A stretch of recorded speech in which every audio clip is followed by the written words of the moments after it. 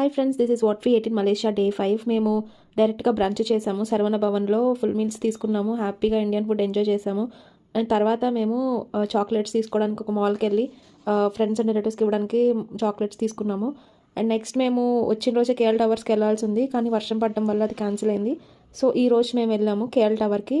View అయితే amazing ఉంది.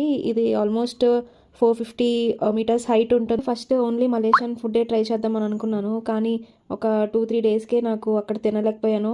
మనమైతే ఎక్కడ అడ్జస్ట్ అవ్వలేమండి. ఫుడ్ విషయానికి వస్తే మన సౌత్ ఇండియన్ ఫుడ్ అయితేనే మనం తినగలం. ఇక్కడ తమిళియన్స్ ఎక్కువ మంది ఉన్నారు కాబట్టి కొంచెం సర్వైవ్ అవ్వగలిగాము లిటిల్ ఇండియాలో.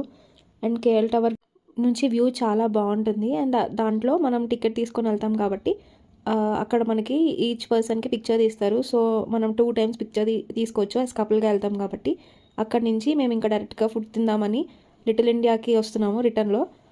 లిటిల్ ఇండియాలో అసలు కొంచెం ఆయిల్ డిఫరెన్స్ తెలుస్తున్నా సరే మన ఇండియన్ ఫుడ్ స్పైసెస్ వల్ల అదంతా కంపెన్సేట్ అయిపోతుంది. మేము తర్వాత చికెన్ బిర్యానీ తిని ఎండ్ చేసేసాము. అండ్ ఆల్సో నేను ఇది సిల్వర్ బైట్స్ అని, ఇది బీడా అనమాట, అంటే కిల్లి. ఇదంతా మన లిటిల్ ఇండియాలో ఇట్లానే ఉంటుంది. చూస్తే మాత్రం అంత ఇండియన్సే ఉంటారు. ఒక్క సైడ్లో ఇది మన ఇండియానేనా అనిపిస్తుంది. అన్నీ ఇండియన్ షాప్సే ఉంటాయి. ఇండియన్ శారీస్ కానీ grocery shops and tea shops కూడా ఉంటుంది. ఇక్కడ కంపారిటివ్లీ మలేషియన్ ప్లేస్లో ఉండేదానికంటే లిటిల్ ఇండియాలో మనకి కొంచెం తక్కువ రేట్స్ ఉంటాయి. Please subscribe to my channel. Bye.